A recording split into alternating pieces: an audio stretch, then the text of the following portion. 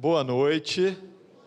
O pessoal do coral vai ficar devendo, agradecemos o Senhor para a semana que vem, ficou só um gostinho, depois mudaram, mas agradecemos, Senhor, esses momentos de paz, de qualquer jeito. Sejam todos muito bem-vindos ao nosso curso do livro Paulo Estevão. Essa é uma semana muito especial para a gente, né? Porque é a semana que a gente comemora o aniversário da nossa casa, a criação da nossa casa, 34 anos. Estamos tendo palestras comemorativas com o tema sobre o SEMA. E fica a dica, algumas com coral, né? Hein, Verinha? Dá um spoiler aí, ela tá nem prestando atenção em mim, olha lá. Estou falando. Na palestra de quinta-feira teremos...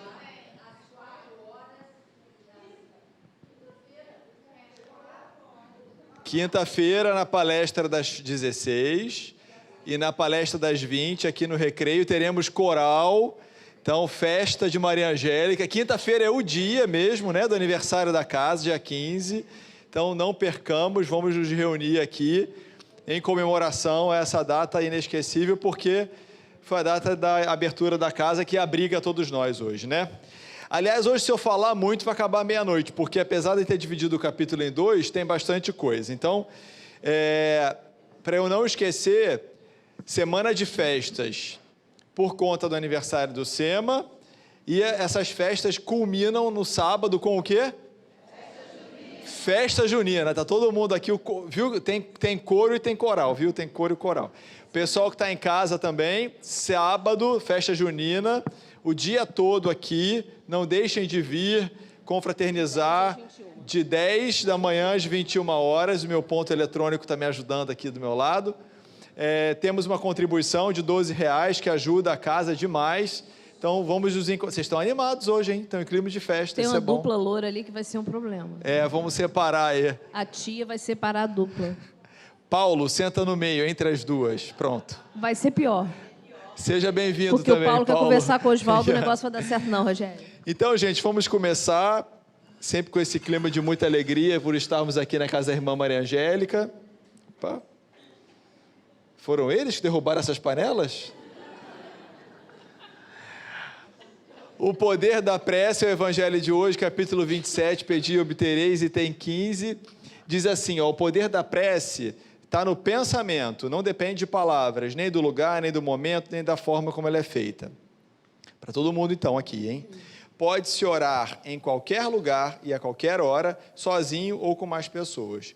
A influência do lugar ou do tempo de duração só se faz sentir nas condições que podem favorecer a meditação. A prece, em conjunto, a que a gente faz aqui, por exemplo, né? Ela tem uma ação mais poderosa quando todos os que oram se associam de coração ao mesmo pensamento e têm o mesmo objetivo. Porque, então, é como se muitos clamassem a uma só voz. Como o coral, né? O canto é uma prece em forma de música, ou música em forma de prece.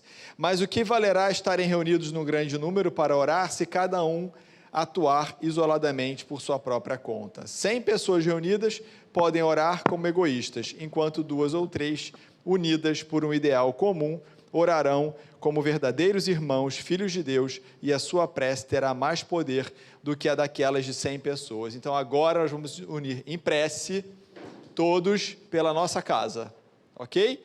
Pelo aniversário do Centro Espírita Maria Angélica, e rogando muito a Jesus que essa casa continue com essa assistência maravilhosa espiritual, com esse trabalho maravilhoso que vem dedicando a tantos corações necessitados, atendendo encarnados e desencarnados durante 34 anos, e que muitos anos mais ela continue estendendo as luzes sobre todos nós e muitas outras gerações que chegarão, porque o trabalho de Jesus precisa se estender a todos. Então, dedicamos a nossa prece, na noite de hoje, ao alto, para cada vez mais iluminar os trabalhos da nossa querida casa de caridade. Que assim seja.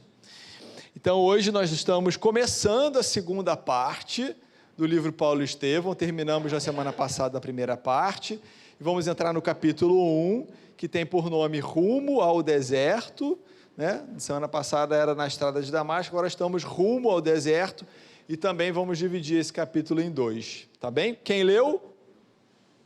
Muito bem, muito bem. Vamos continuar lendo. Nós temos visto semana a semana que, por mais que a gente se esforce, eu e a Cris, é impossível reproduzir com riqueza os detalhes e a linguagem sublime que o Emmanuel usou para escrever essa obra tão importante, tá? Então, a aula é sempre uma lembrança dos temas principais, algumas provocações, reflexões para trazer para a nossa vida atual, mas não substitui, longe disso, a leitura do capítulo. Na semana passada, fechamos a parte primeira, o capítulo A Caminho de Damasco, foi a parte final. Nós dividimos também em 2 semanas e, muito rapidamente, senão hoje a gente vai terminar meia-noite. Estou com a suspeita que a gente vai terminar meia-noite. O que nós vimos na semana passada, né? Saulo já estava no 3º dia de viagem, aquela caravana pelo deserto, de Jerusalém rumo a Damasco. Ele estava indo para Damasco para perseguir os cristãos, chamados seguidores do caminho, mas especificamente Ananias, né? Ele tinha um mandato ali, todos os poderes para prender e até a pena de morte. E aí, no 3º dia, ele estava envolto de muitas reflexões existenciais, principalmente a falta da paz interior que ele percebia nele e, em contrapartida, a paz que ele detectava em todos aqueles seguidores do caminho, mesmo naqueles nos momentos finais de morte, de perseguição, de prisão, todos muito serenos. Ao meio-dia desse 3º dia, ele vê uma luz muito forte, né, que a ponto de ele se desequilibrar, ele cai do animal, ele cai do camelo e, finalmente, ele vê Jesus. E o diálogo é tão marcante que a gente decidiu trazer 2 frases aqui nessa nossa recapitulação, quando Jesus fala para ele: Saulo, Saulo, por que me persegues? E em outro momento, Saulo diz para Jesus: que queres que eu faça? Então, Jesus chamando ele que era o perseguidor, e Saulo rapidamente entendendo a majestade divina de Jesus, né, a sua autoridade, e se colocando à disposição: o que queres que eu faça? Jesus o orienta a seguir viagem ali, ele estava já às portas de Damasco, né, perto de Damasco, para entrar na cidade, e que lá seria dito para ele o que ele tinha que fazer. Saulo perguntou o que ele queria que fizesse, Jesus disse: vai, entra lá, e somente lá vai te ser dito o que fazer. Saulo fica cego depois dessa aparição. Quando Jesus desaparece, ele está na escuridão, e ele dispensa a caravana. Era uma caravana com alguns animais, alguns suprimentos e 3 servos, e ele segue viagem a pé na companhia só de um deles, que era o Jacó. Deu para lembrar então? Não dá para esquecer mais, né? É um dia tão marcante aí na vida desse espírito que nos inspira tanto, que é Paulo, e é realmente essa virada de chave que nós vimos também na semana passada e vamos continuar vendo nos próximos 10 capítulos. E temos nossos aprendizados. Esses foram os acontecimentos e temos os aprendizados. Primeiro, como está o Paulo, não é o Paulo de Tarso, não, é outro Paulo, que está chegando, se juntando a gente aqui. Eu não sei se ele sabe, mas a gente tem um propósito. Nós temos um objetivo aqui nesse curso. Vamos repetir em coro para ele. O que a gente quer sair daqui como? Dá para ser melhor. Queremos sair com...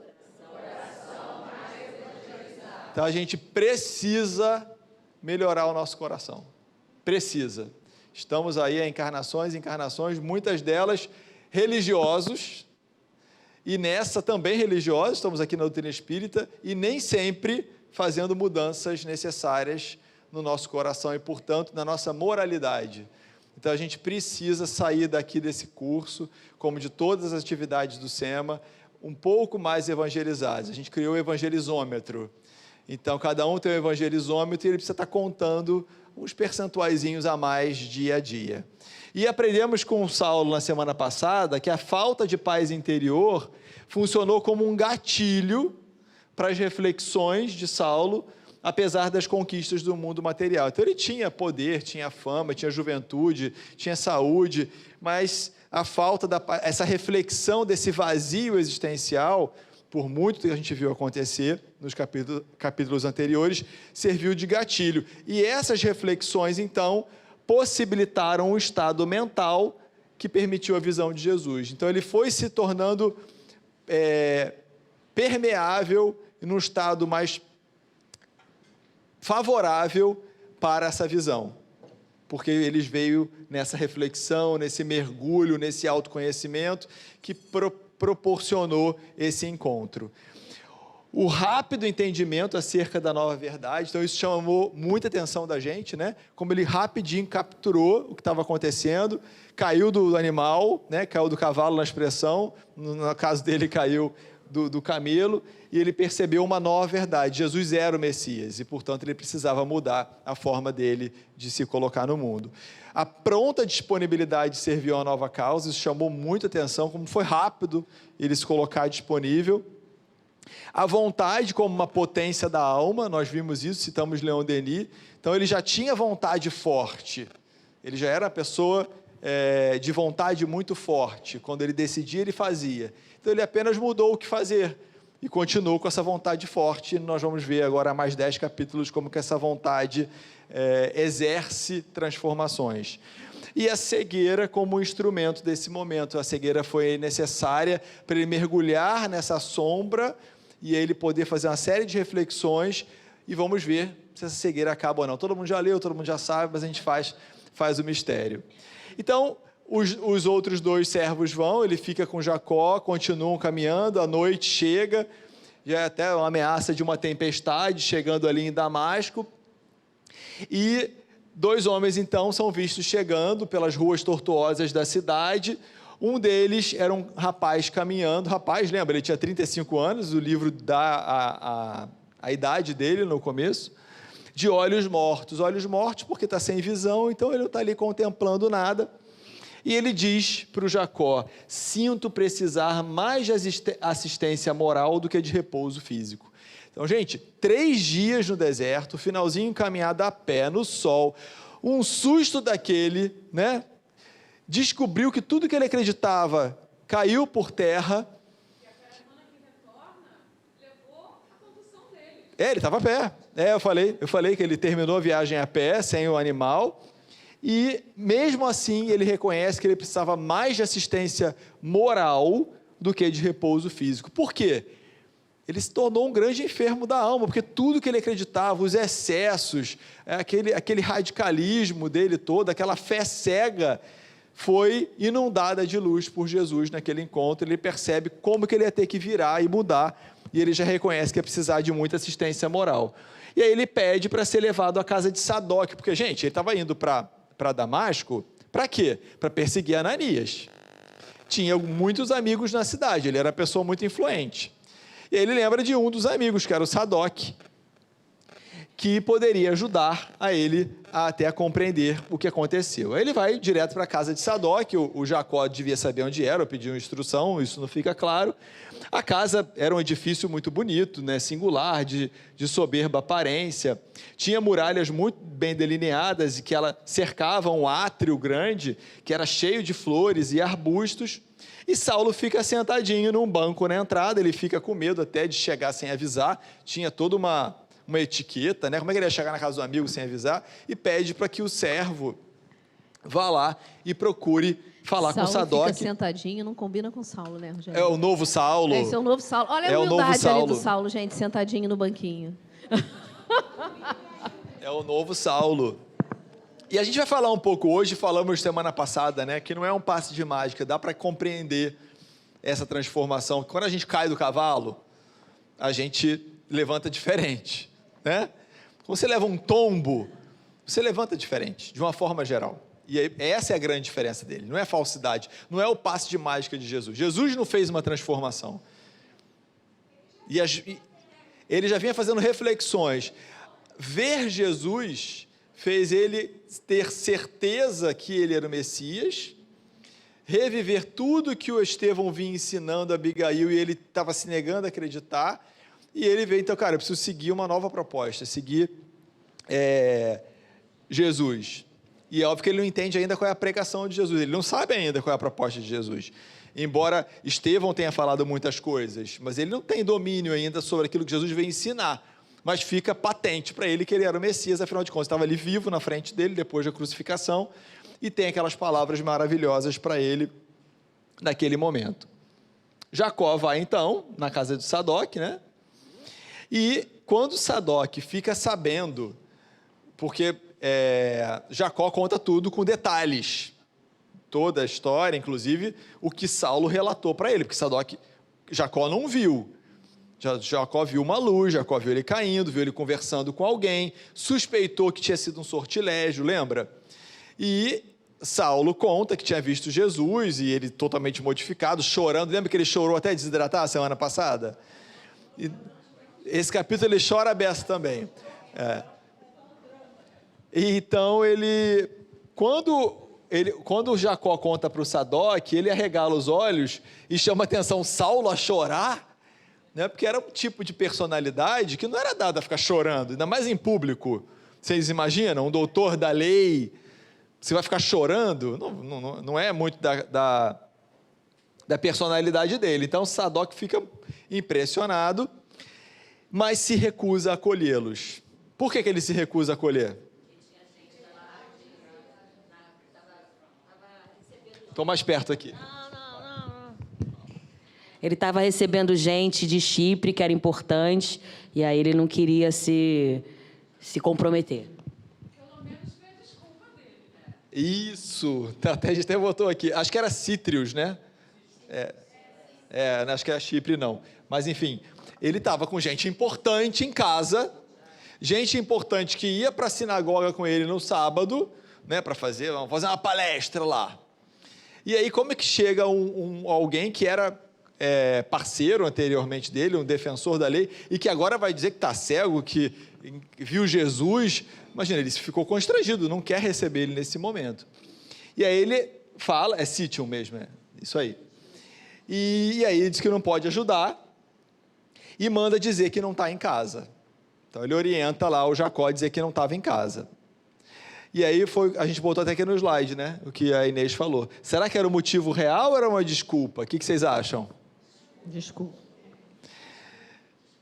E aí, a gente vai saber isso semana que vem, que tem o desdobramento sobre o Sadoc ir ou não lá na pensão. E aí ele orienta. Mas olha só, gente, mesmo ele não ajudando, ele foi um instrumento. Isso a gente precisa perceber.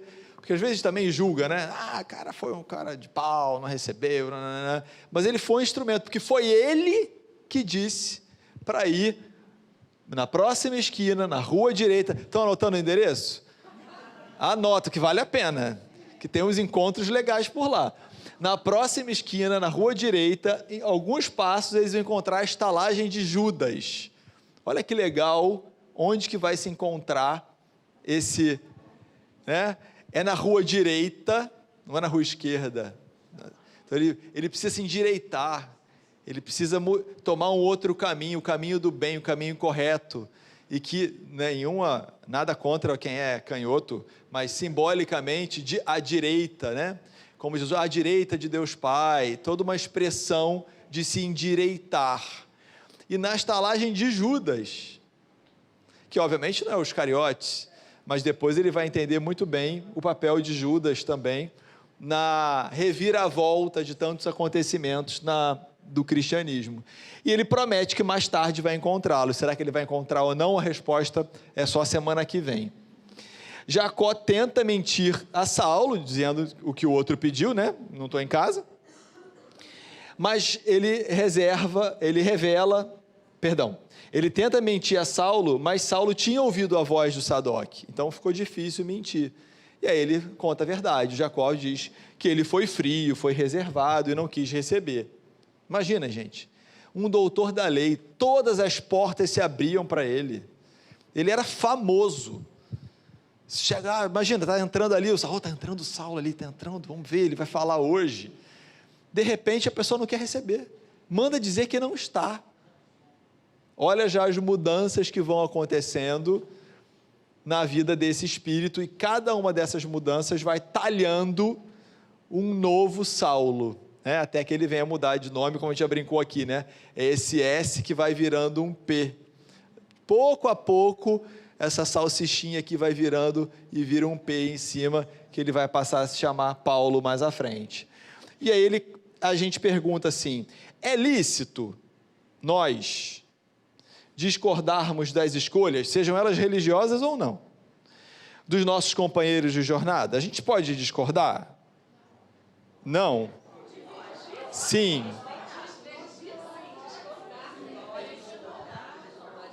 Discordar no sentido de assim, não penso igual, penso diferente.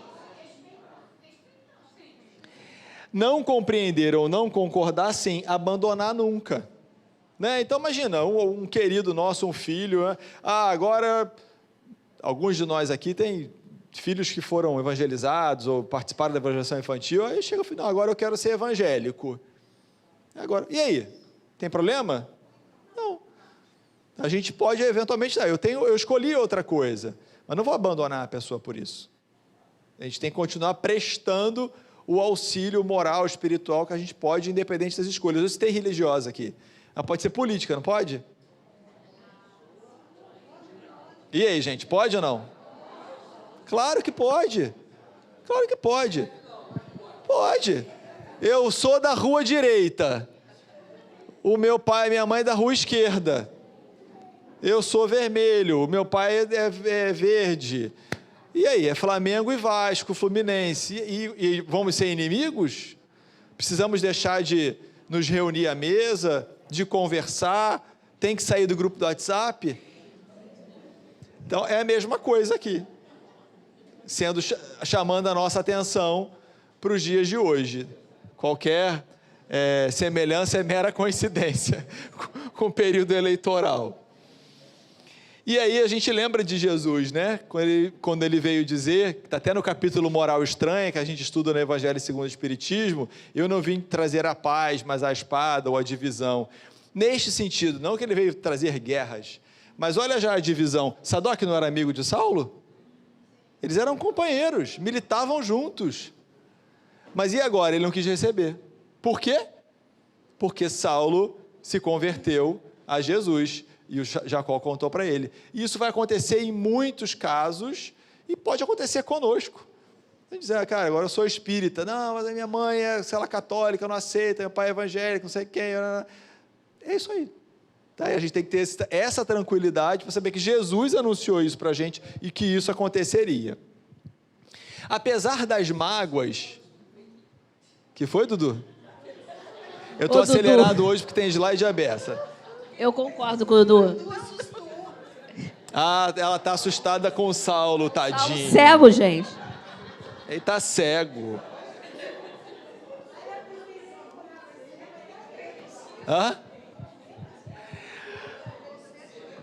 Vamos lá. Apesar das mágoas... Tudo bem?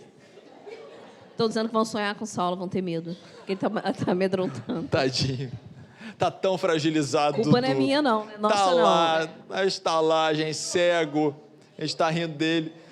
Apesar das mágoas que entumeciam o seu coração, porque, poxa, ele se percebeu ali abandonado por um amigo.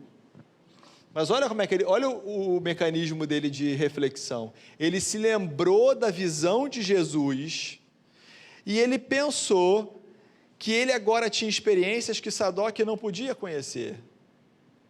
Olha que ensinamento, gente. Ele não julgou o Sadoc. Ele pensou, talvez ele mesmo tivesse feito a mesma coisa, né? Ele fala, obrigado. Ele podia ter feito a mesma coisa. Julgamos o próximo, considerando, isso é para a gente, que todos tiveram as mesmas oportunidades que nós? Julgamos o próximo? Julgamos. Toda vez que a gente olha para alguém na rua, na televisão, em casa, na família, no centro espírita, e diz assim, qualquer coisa, a gente está usando a gente como referência. As nossas escolhas. Então eu digo assim, a Inês não devia sentar ali de perna cruzada, devia sentar aqui, de joelhos, porque eu acho que eu faço essas escolhas e eu sou autorreferente. E aí o outro tem que fazer como eu. Nós passamos por isso todos os dias. Só que as pessoas não passaram pelas mesmas experiências que a gente. Aquilo que hoje eu decido, eu não decidia talvez há 100 anos, há 1000 anos, talvez nem na semana passada, né? Tivemos aí um acontecimento que fez a gente agir diferente. E a gente quer que o outro pense com a nossa cabeça, faça as nossas escolhas. Então vamos mais uma vez nos inspirar em Saulo, porque ele rapidinho entendeu. Não vou jogar o Sadoc não, porque ele não teve a visão do Cristo. A gente teve visão do Cristo? Teve. Todo dia que eu venho aqui no SEMA eu tenho visão do Cristo. Todo dia. Hã? Não é? A gente está aqui, alguém está falando de Jesus, está explicando para a gente do Evangelho, a doutrina espírita. Esta visão do Cristo que a Maria Angélica nos proporciona, nos faz, ou deveria, que tivéssemos melhores escolhas. Aí chego em casa e eu julgo o parente, ele não teve a mesma oportunidade que eu ainda, né? O vizinho, sei lá, uma pessoa fora da lei que está na televisão, de novo, o político, o meu chefe, o meu empregado, o meu par. Não quer dizer que a gente vai fingir que nada está acontecendo. Não, a gente às vezes repara o mal e tenta não estar perto do mal, e tenta neutralizar o mal, mas daí a julgar o outro vai a distância muito grande. E Saulo está ensinando isso aqui para a gente. Então, nem todos já tiveram contato com a bênção do Evangelho, ainda mais aclarado pela doutrina espírita. Saulo estava tendo contato com Jesus nesse momento, ele ainda vai ter contato com o Evangelho, né? O Evangelho é a boa nova, é o ensinamento. E nós tivemos com a boa nova explicada pela doutrina espírita, mastigada, tipo assim, posso desenhar para vocês entenderem? Foi o Kardec que fez, desenhou para a gente entender. E a gente quer que o outro lá, que não sabe nem quem é Jesus, quem é Kardec, haja do mesmo jeito que a gente acha que é o certo. Vamos pensar nisso. Nosso papel, então, ao invés de julgar, é iluminar. Vamos parar de julgar para iluminar, porque quando a gente faz uma luz, o outro também consegue caminhar melhor, porque ele tropeça menos, porque eu estou iluminando o ambiente ali à volta, acendendo em nós a candeia do exemplo pessoal. Combinados? No final da reunião tem um contrato, assinem, tá? Não julgar, mas iluminar. Saulo, então, logo compreendeu que a sua transformação ia fazer uma confusão danada. Porque ele era uma referência entre os judeus, entre os fariseus. Se ele já viu aquilo no Sadoc, imagina o que ia acontecer com os demais. Então, eles vão lá para a estalagem, na rua direita, na estalagem de Judas, se instalam, e Jacó pede para voltar para Jerusalém. Diz que tem 2 filhos e tal, mas no fundo, ele estava morrendo de medo. Morrendo de medo. E por quê? De ser associado ao caminho. Exato. Ele sabia o que acontecia com quem andava, com quem seguia o caminho. Ele estava ali ajudando a Saulo. E Saulo compreende, consente de forma compassiva e meiga. Era falso? Não era falso, não era falso. Foi mágica que fez Saulo de repente ficar compassivo e meigo? Não, não é. Gente, são coisas reais, tá? Imagina alguém, um orgulhoso, um chefão, perdeu o emprego. E aí está lá 1 mês, 2 meses, 3 meses, desempregado, 4. A pessoa não vai se transformando? Ou deveria? Né? A maior parte. Ou a pessoa arrogante, acha que é dono do mundo, não sei o quê. Pronto, recebe um diagnóstico de uma doença grave. Puxa, aquilo tudo que eu achava que ia fazer em 30 anos, não sei nem se eu vou viver mais um mês. A pessoa não cai do cavalo? E às vezes faz ela mudar um tom de voz, uma atitude. Claro que faz. Então ele teve aqui uma mudança drástica na vida dele, por conta da visão do Cristo. E obviamente a vergonha de ter perseguido, matado alguns dos seguidores de Jesus, simplesmente porque ele não acreditava e julgava que Moisés era superior, e só porque Moisés é superior, todo o resto não servia. Quando não havia nenhuma rivalidade, né? Jesus não veio destruir a lei, ele veio cumprir. Então, o Jacó, ele fica receoso, a gente já adiantou, porque ele lembra dos castigos que os seguidores do caminho sofriam. Ele pensa que ia ter desconfiança dos outros judeus, que talvez ele também tivesse convertido, ou também agora seria um seguidor. Fica muito intimidado com tudo isso, se sente ameaçado na sua tranquilidade, porque tinha medo de ser interpretado como simpatizante. ou até de ser acusado de algum sortilégio ou de algum bruxedo. E aí ele pede para ir embora, vai embora. Quando Saulo consente, ele até dá um arrependimentozinho, puxa, mas eu vou te deixar aqui cego, mas o interesse pessoal fala mais alto. E também a gente não vai julgar, né? Nós somos cheios disso, cheios de interesse pessoal. Espera aí, Dudu, o pessoal de casa quer te ouvir. Até porque ele não entendia o que estava acontecendo, né? O que estava acontecendo com Saulo. Então, ele tinha que... E né, salvar a sua pele, né? Porque se ele mal entendia o que estava acontecendo com ele, ele vai correr risco dele... Exatamente. Ainda tem um ponto importante aí, que é a questão da família. Espera aí. Eu acho que tem um ponto que a gente não pode esquecer, que é a questão da família, onde a mulher, sem o marido, sem o homem, sem o sustento, ela corria muito risco, os filhos corriam muito risco. Então, Você está falando do ponto de vista prático, né? do Que ponto está de fora vista de casa, prático, sim, quer sim. dizer, então, Saulo, com certeza, também, sobre isso, era uma outra reflexão. Não é simplesmente, não vou julgar que ele está me deixando aqui. Mas, tipo assim, todo o compromisso que ele tinha com quem tinha ficado também, Sim. né? Verdade.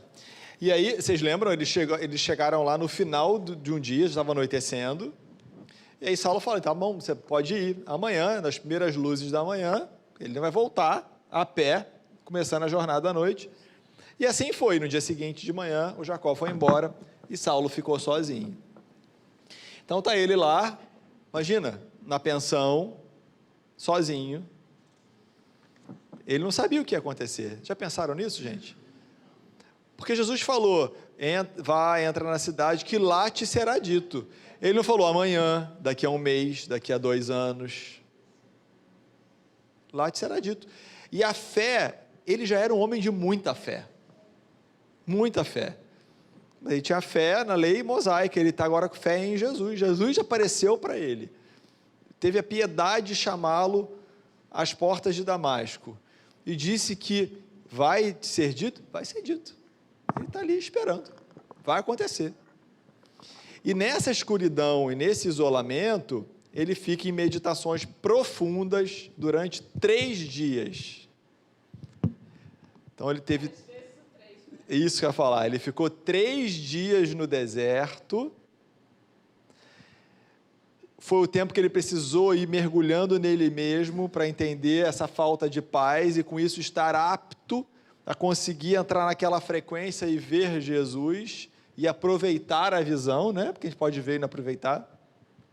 E agora 3 dias sozinho, cego, sem nenhuma perspectiva de que alguém vai aparecer para ajudar, mas não se desesperou.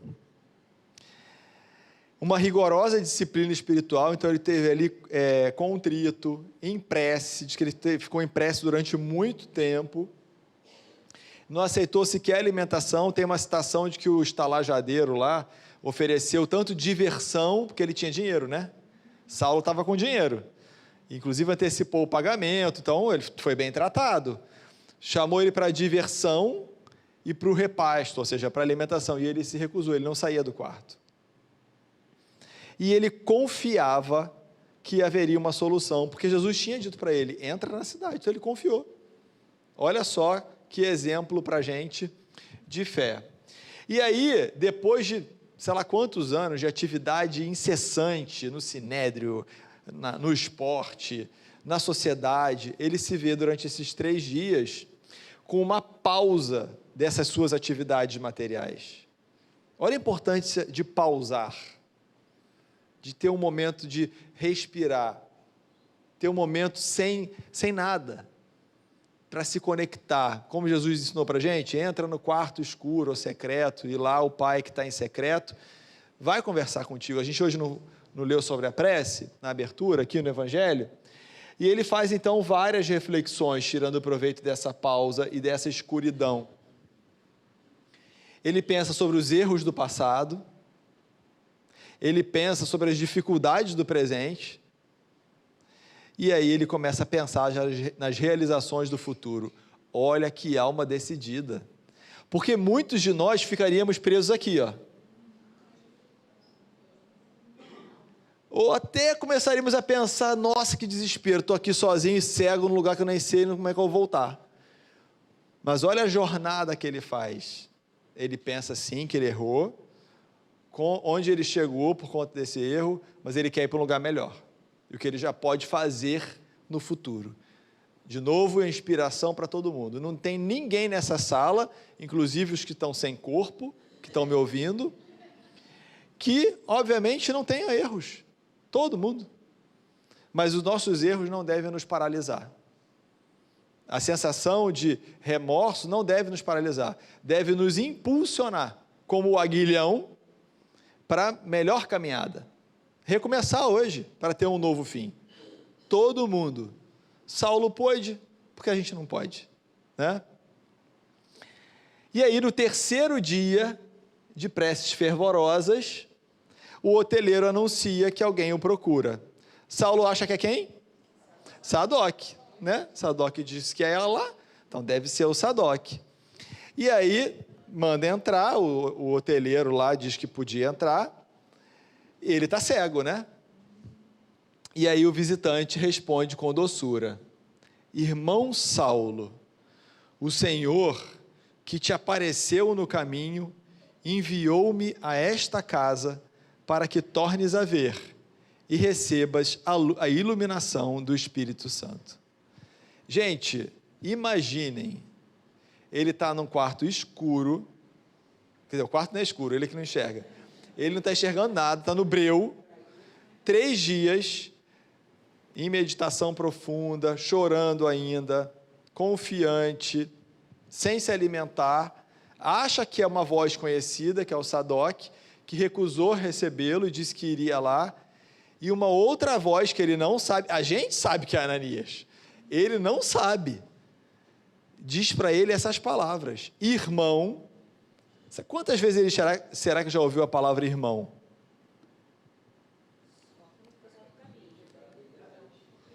Né? Talvez da Dalila, que era irmã dele, porque quem se surpreendeu com a palavra irmão foi Estevão, quando foi ajudado lá ainda lá em Jope, depois em caminho, na igreja do caminho. Saulo não está muito habituado a esse termo, então, irmão Saulo, olha a abertura, olha como é que eu me conecto com o outro, chamando pelo nome e como irmão.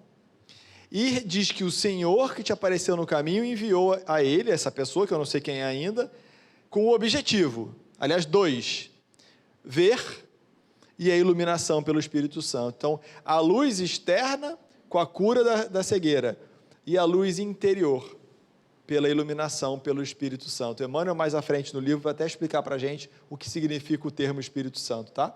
E já com o conhecimento de algo que tinha acontecido que ninguém sabia. Boa, Inês. A gente até botou ali, ó, a confirmação. Porque pode ter passado pela cabeça do Saulo que foi um delírio? Pode. Ninguém viu, só ele viu. Estava no deserto, meio-dia, um sol a pino. Será? Porque a gente pode passar por isso também, né? A gente começa a desconfiar da gente mesmo. Será que eu não estou louco? Será que não foi uma febre do deserto que me deixou cego?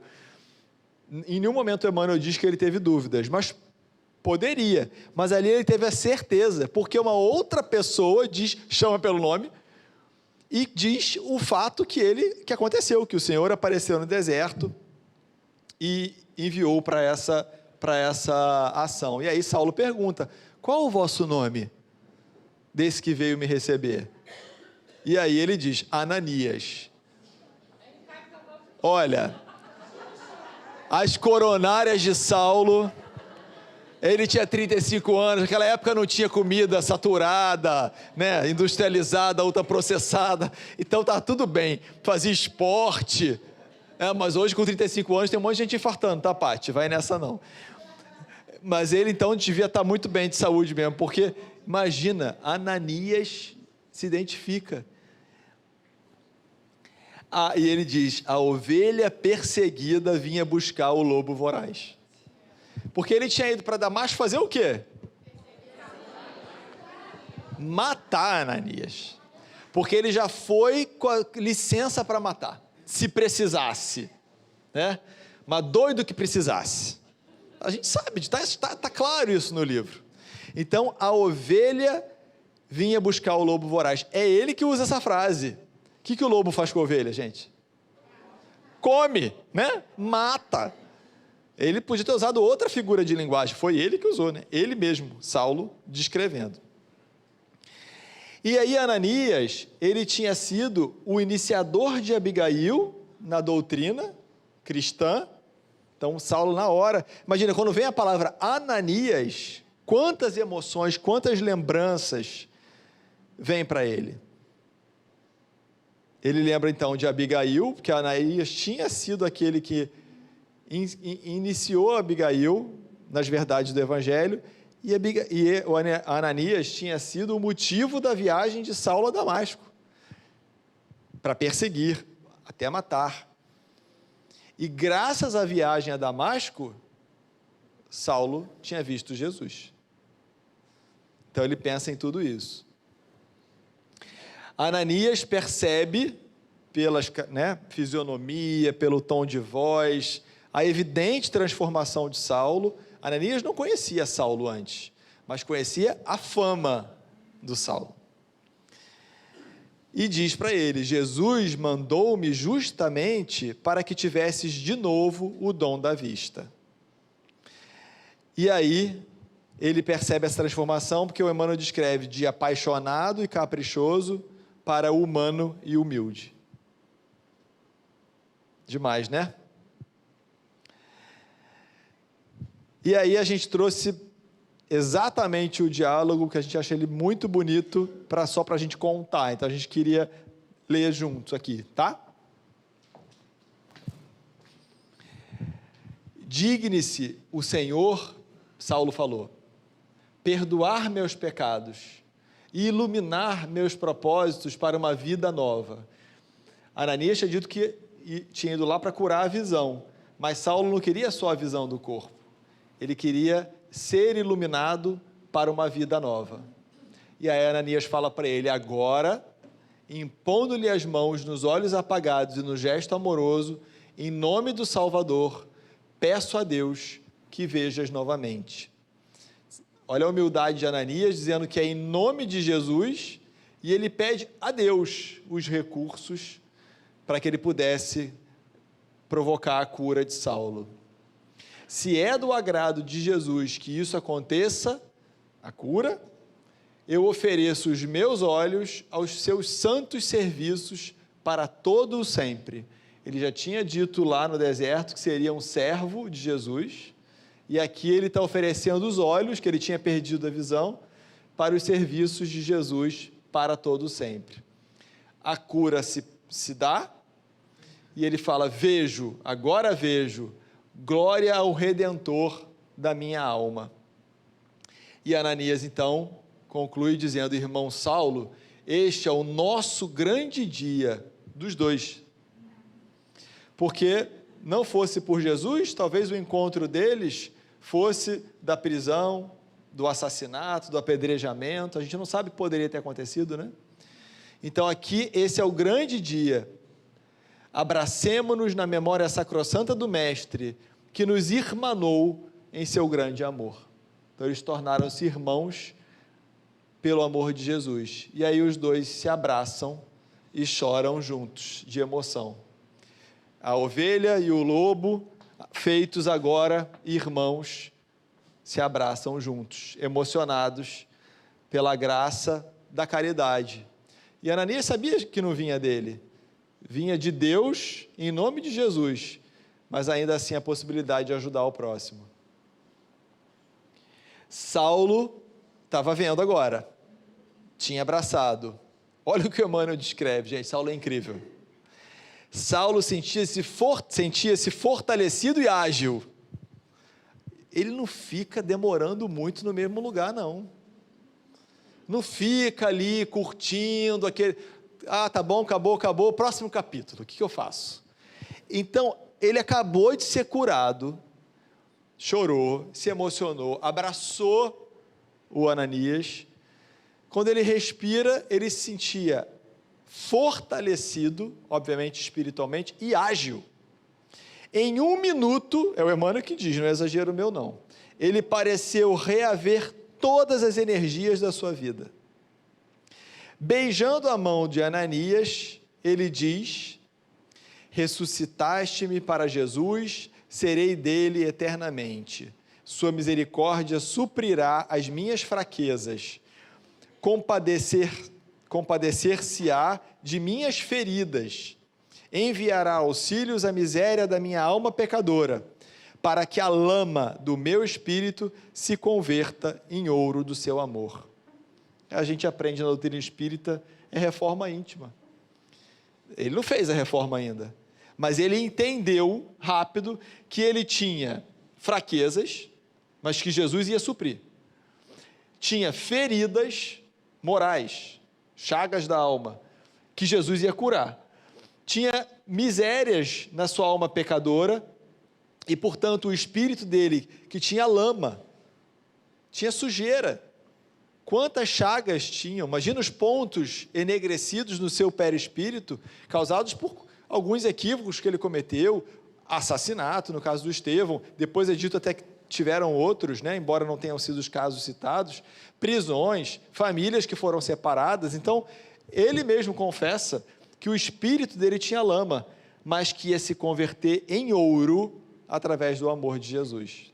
Portanto, a necessidade da reforma íntima.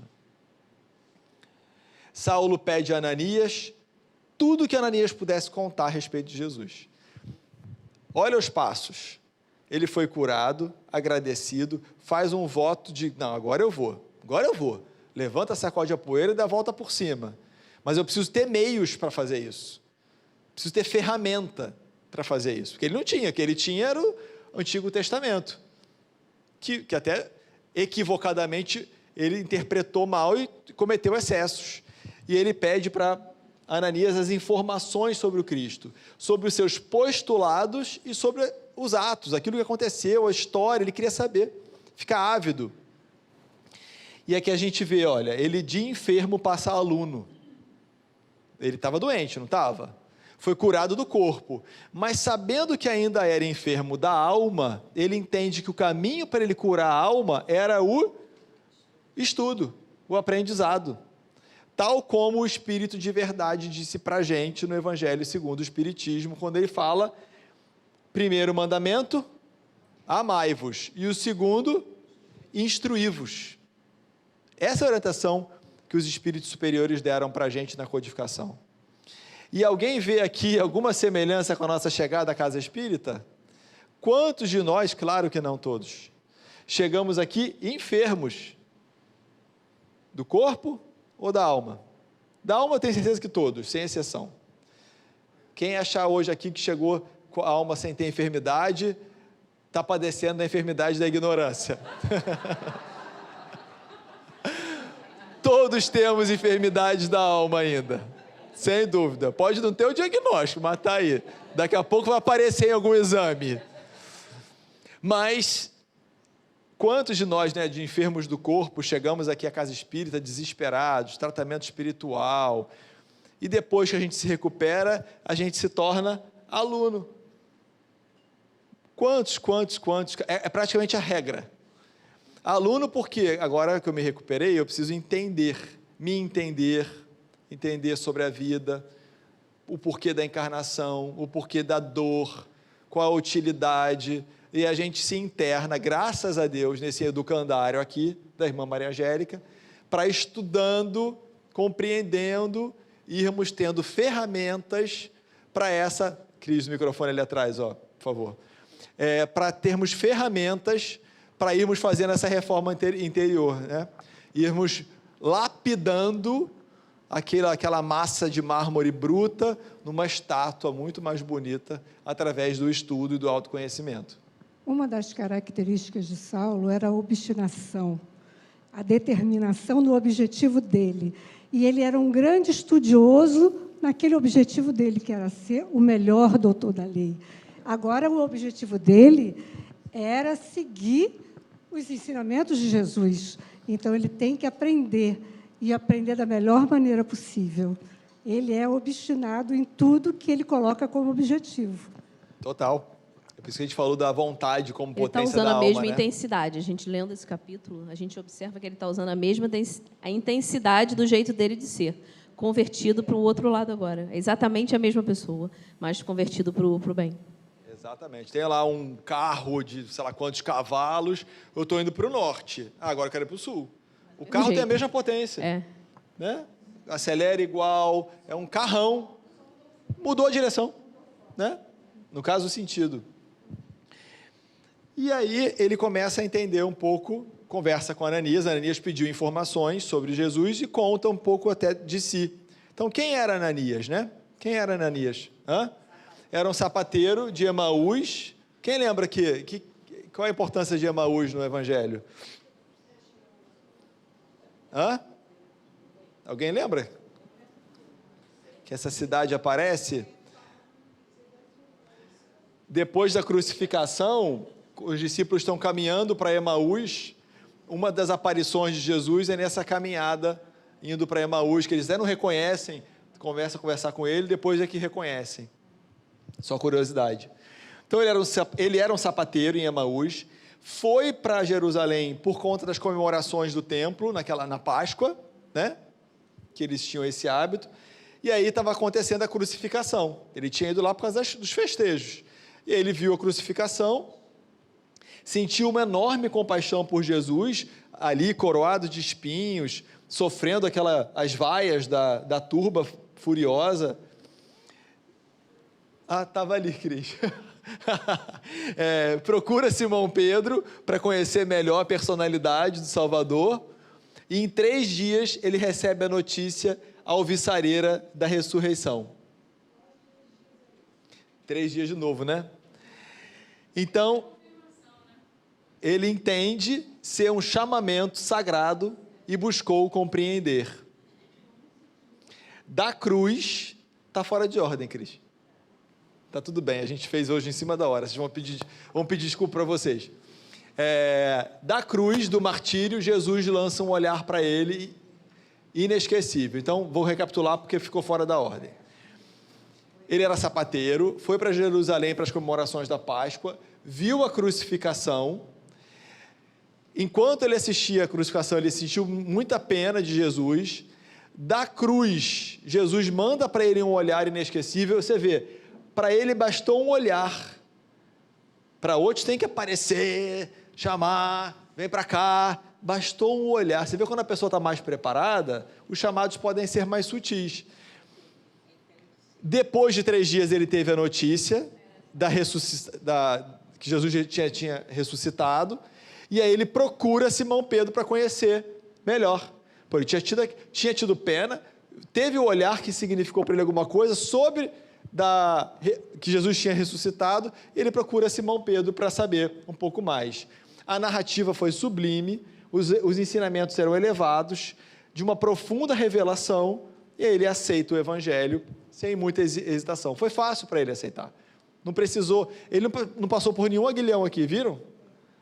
Nenhum aguilhão, ele estava lá viajando, estava passeando. Mas ele teve olhos de ver e de sentir aquilo que estava acontecendo, claro, porque já estava mais preparado. Ele volta para Emaús, doa todos os seus bens materiais, se junta a Pedro nas primeiras atividades da Igreja do Caminho, então já começa a ajudar desde o início, Ananias.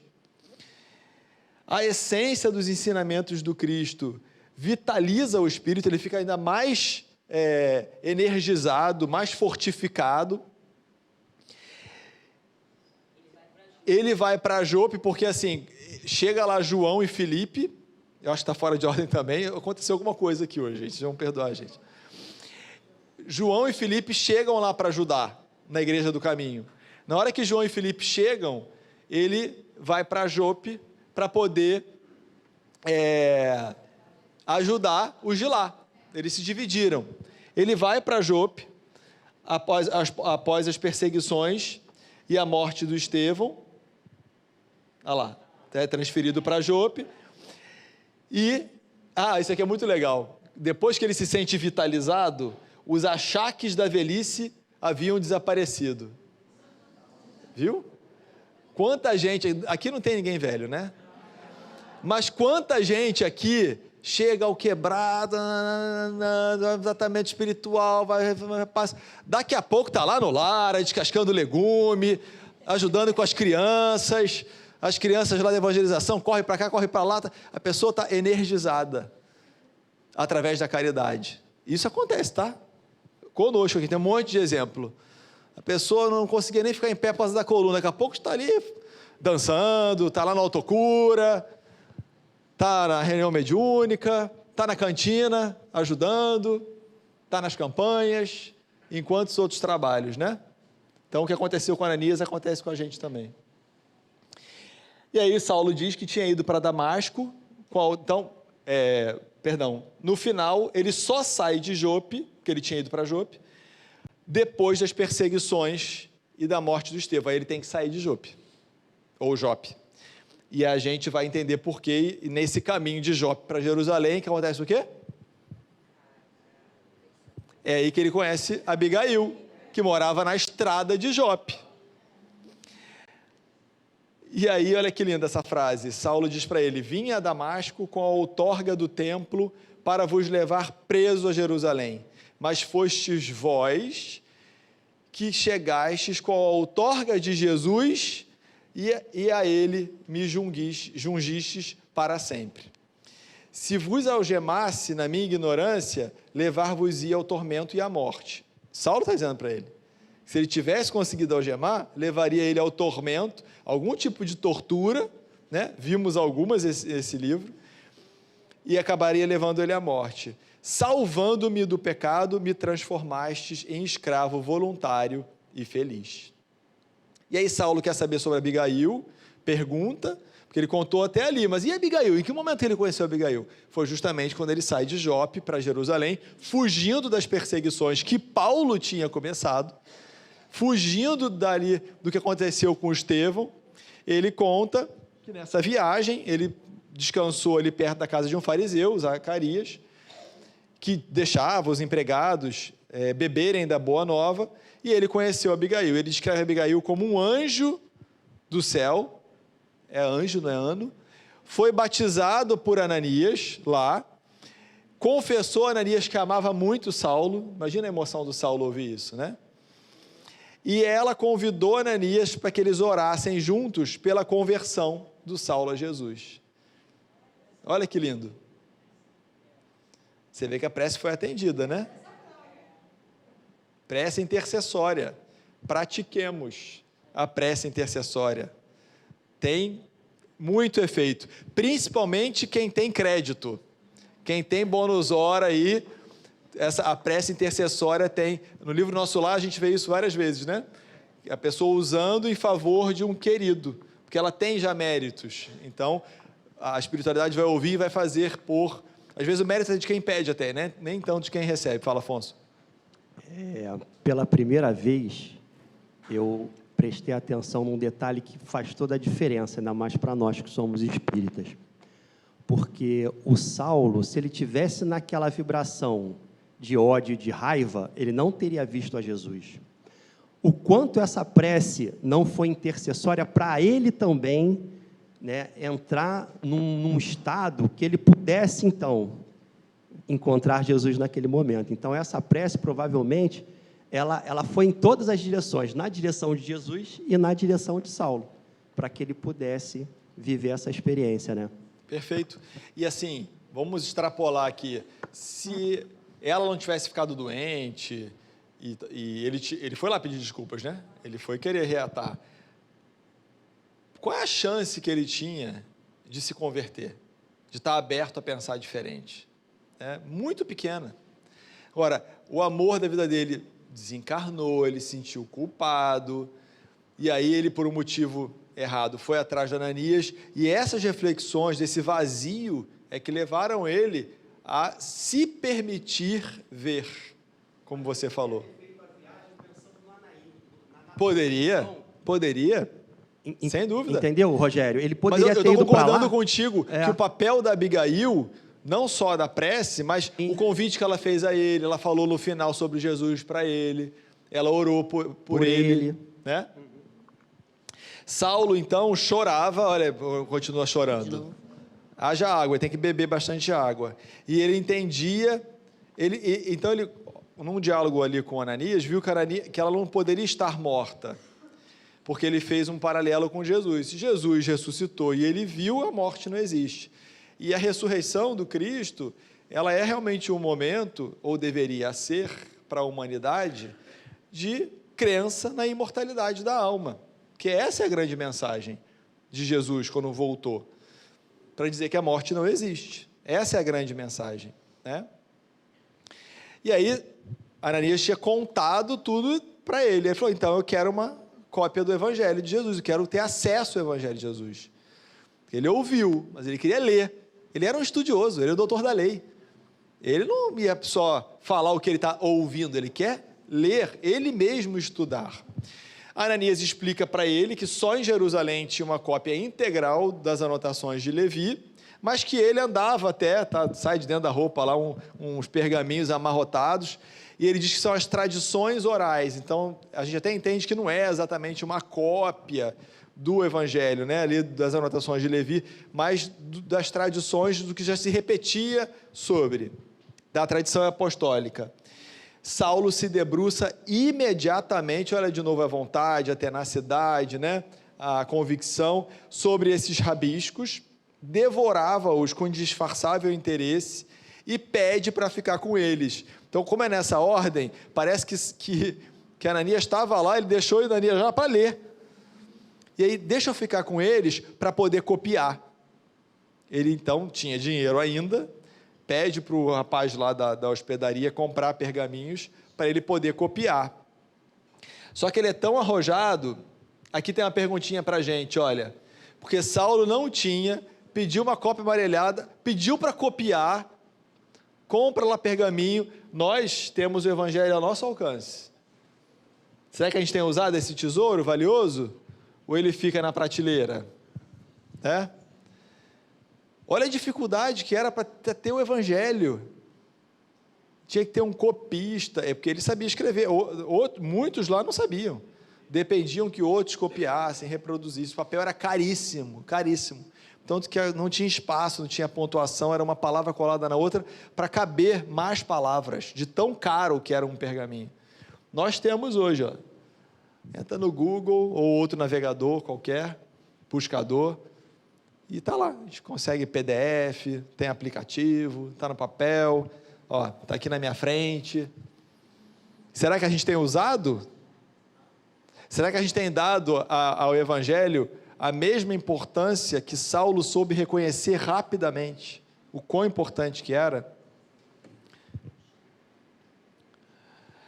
Ele, então, já começa a pensar em como difundir a nova revelação, porque ele pensou assim, cara, é tão difícil, você vê, só tem original em Jerusalém, o outro, olha só como ele é rápido, tal como eu, outros vão precisar ter acesso, então tem que começar a pensar como é que eu faço aqui para abrir um site e mandar uma notificação todo dia de um versículozinho do Evangelho, eu tenho que divulgar, já nele, começando a aparecer aquilo que seria a sua grande missão lá na frente, né?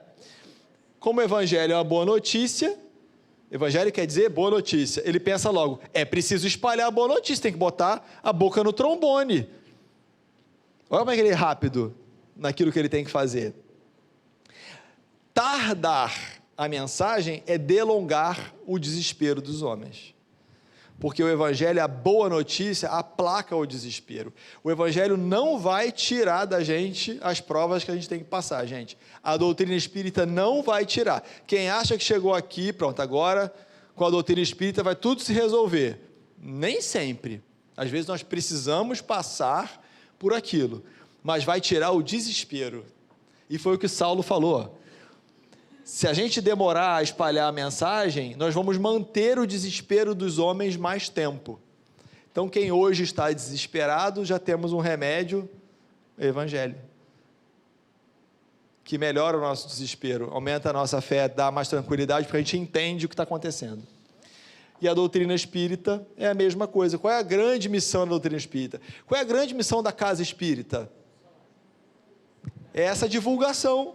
Porque através da divulgação vem o consolo, o esclarecimento. Essa é a grande função da casa espírita.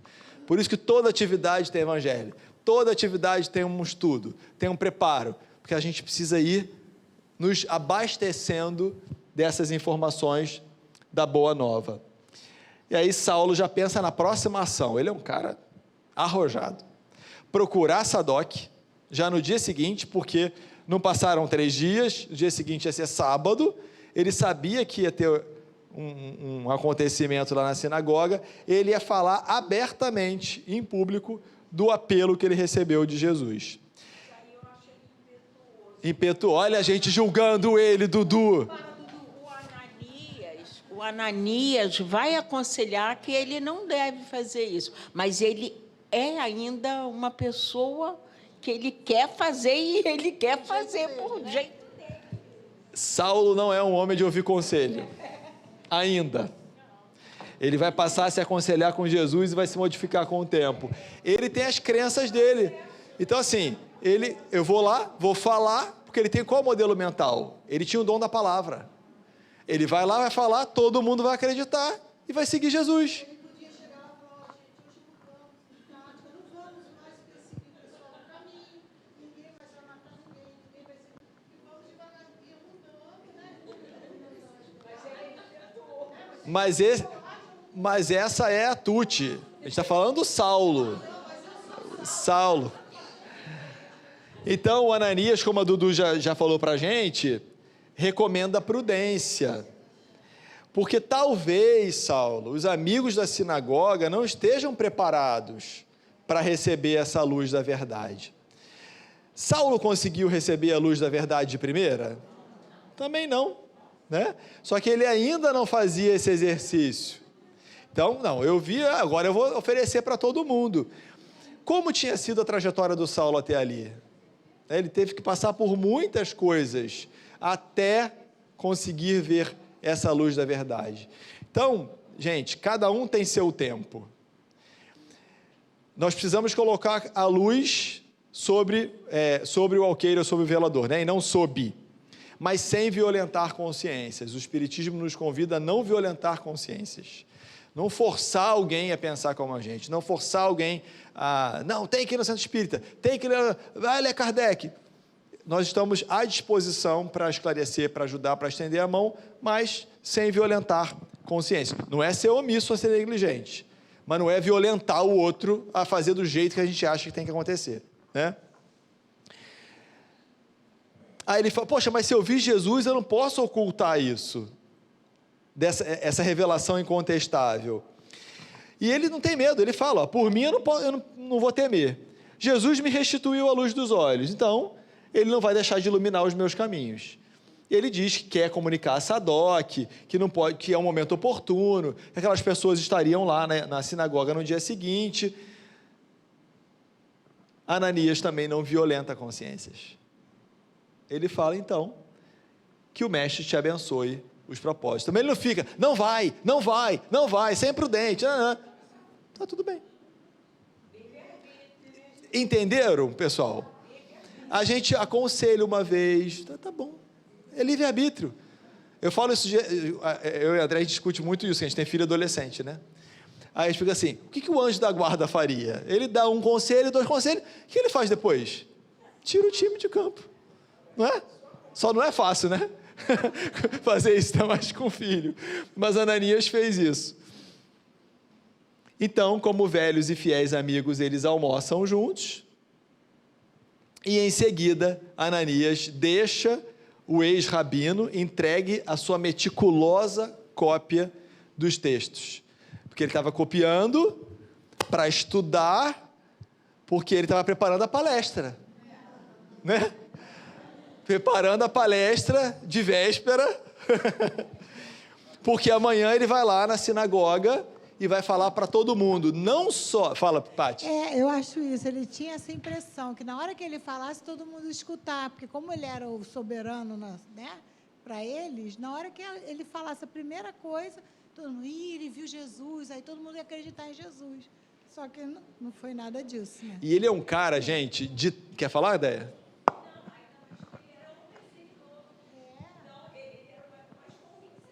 Perseguidor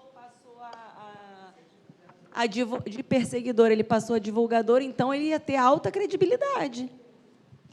E olha como ele é inteligente. Ele tinha essa certeza, só que ele poderia simplesmente se preparar para dizer o que aconteceu com ele.